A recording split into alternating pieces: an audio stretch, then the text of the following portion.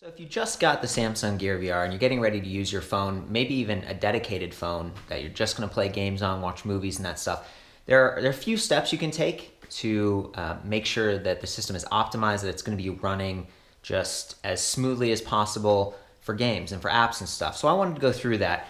I just got this Samsung Galaxy Note 5 off of Craigslist, and someone else owned it, so it has all these different applications and things that I don't really want getting in the way. I don't want their data and everything in my face. So if I just go down to settings, back up and reset, and then factory data reset, let's see, we just say reset phone and delete all.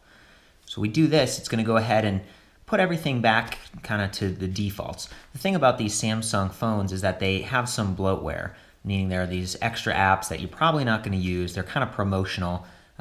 Personal computers also have this kind of thing, although in the UK and other parts of Europe, they've had kind of like a universal lawsuit that says, hey, you can't bundle so much software. People have to opt into this. So that's kind of nice. So it might depend on your geography. This is a Verizon phone, so AT&T and T-Mobile are going to have different bloatware, but they're still going to have that kind of stuff sticking around.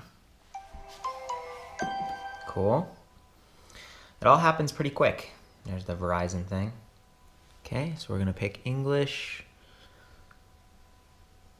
Now it talks about putting a SIM card in. I think it's on the top here.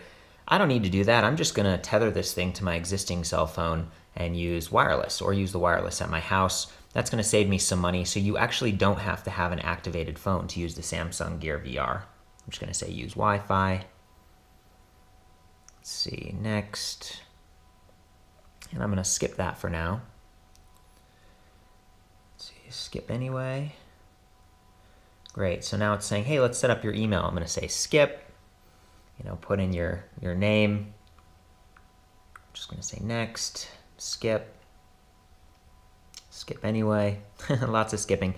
Google has all these services that are designed to help them get data and optimize, and I don't want those getting in the way of my gaming right now.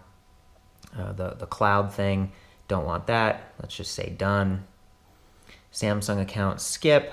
So there's all these extra features that you really don't need if you're just playing games and stuff. Okay, so now we're at the home screen. This is the first time the device has been activated. We're ready to go. Now the next thing to do is to get rid of some of that bloatware. So you can see there are all these apps.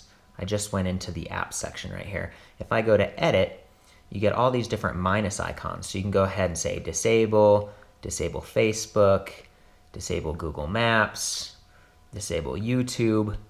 There's a ton of stuff. It's Amazon folder, view apps. I'm gonna get rid of Amazon, Amazon Kindle, and on and on and on, right? And you can kind of move things around. I even like to kind of clean up the desktop and drag these extra icons up into that trash can and kind of remove them that way, like that. So it's completely up to you how you want to structure the look and feel of your phone, but again, kind of disabling these isn't the full story. If you want, at any time, you can go back into settings and you can go down to applications, application manager, and over to disabled. And we can see all the apps that we just disabled. So they aren't actually gone from your phone. You're not actually saving space. You're just shutting them down so the system isn't going to use extra cycles kind of managing these apps. And they aren't going to update, and they're not going to try to auto-connect. They're just going to be out of your way. And I think that's really important. So I'm going to go ahead and re-enable some of these apps.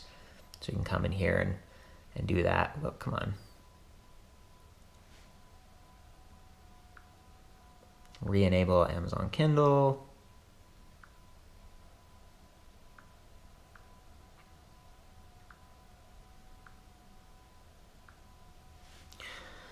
Okay, now the other big opportunity to make your phone run better for gaming is sort of like the energy saving settings. So if we go in here to settings, I like to turn off all the sounds and stuff. So I'm gonna turn it on to mute. I'm gonna go into vibrations and turn those off.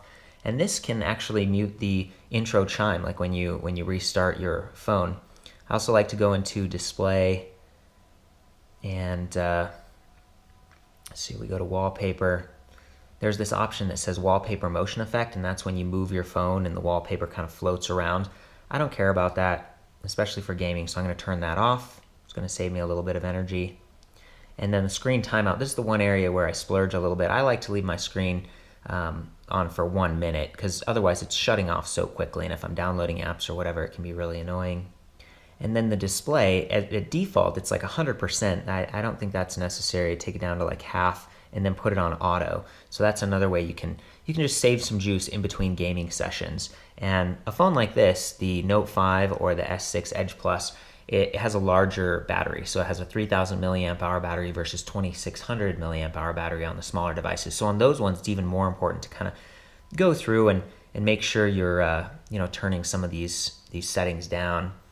I like to turn off all these motion gestures, so turn off Smart Alert, turn off the palm swipe and the mute feature. So again, these are things that your phone's cameras and stuff, they're kind of like looking for and waiting to happen. And if you turn them off, the phone's just going to perform better and more energy is going to go to gaming. So I hope that helped you. If you use your phone for an actual handset, then you might not want to go through all of these steps, but I felt pretty secure disabling these apps because you can get them back really easily in the future if you decide you want or need them. So I hope that helps you out, and wish you luck.